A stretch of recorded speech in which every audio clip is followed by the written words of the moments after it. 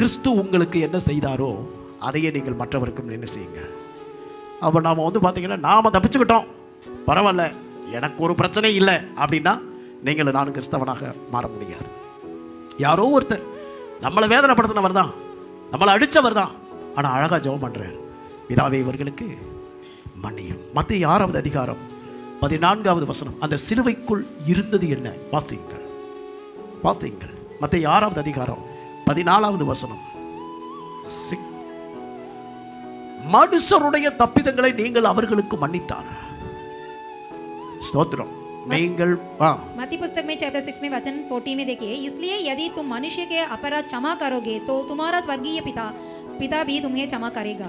நீங்கள் மனுஷர்களுக்கு எவைகளை செய்கிறீர்களோ, எவைகளை மன்னிக்கிறீர்களோ, உங்கள் பரமபிதா அதை உங்களுக்கும் அப்படியே மன்னிப்பார். आप मनुष्य के दूसरों के लिए क्या-क्या क्षमा किया, वही अपने स्वर्गीय पिता भी हमारे लिए क्षमा करते हैं. நாம் மற்றவர்களுடைய தப்பிதங்களுக்கு நாம் மன்னிப்போமானால் நம்முடைய தப்பிதங்களுக்கு மன்னிப்பு கேட்கவில்லை, நமக்கு ஏற்கனவே தேவன் வசனத்தின்படி மன்னித்து விட்டார். हम दूसरों के अपराध को क्षमा करें तो हम प्रार्थना किए बिना ही स्वर्गीय पिता हमें क्षमा करते हैं. நாம் மற்றவர்களுடைய குற்றங்களை மிகவும் பெரிதாக பேசுவோம், அதே தவறை நாம் செய்திருப்போம் அல்லது அதை விட பெருசாவே செய்திருப்போம். तो हम दूसरों का अपराध को बहुत बड़ा से बात करते थे, वो हमें भी करते हैं. ஆனா நம்மளுடைய நினைவு என்னன்னு தெரியுமா? நம்ம செஞ்சது வெளியே யாருக்கும் தெரியாது. हम सोचते हैं क्या किया, हमें वो प्रकट नहीं हुआ. நம்ம செஞ்சது யாருக்கும் வெளியே தெரியாது. ஆனா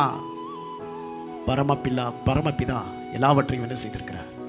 அவருக்கு மறைவானது ஒன்றுமே இல்லை. हम क्या किया वो हमारे स्वर्गीय पिता देखते ही रहते हैं. அப்ப சிலுவைக்குள்ள என்ன இருக்குதுன்னா மன்னிப்பு இருக்குது. இன்னைக்கு கிறிஸ்தவர்களால மன்னிக்க முடியவில்லை. சபைக்கு வருகிறார்கள், சத்தியத்தை கேட்கிறார்கள், வேதத்தை அறிகிறார்கள், நான் சிலுவையை தூக்குகிறேன் என்று சொன்னால் அந்த சிலுவையை தூக்கி கொண்டிருக்கும் பொழுது கூட அவரால் மன்னிக்க முடிந்தது. इस क्रूस के अंदर क्षमा होते हैं, हम चर्च में आते हैं, वचन पढ़ते हैं, प्रार्थना करते हैं, पर हम दूसरों को क्षमा ना कर पाते हैं. ஆனால் நாமும் சிலுவையை தூக்கி கொண்டு இருப்போமானால் நாம் மற்றவர்களை மன்னிக்க முடியுமா என்ற ஒரு கேள்வியை உங்களுக்கு வைக்கிறேன்.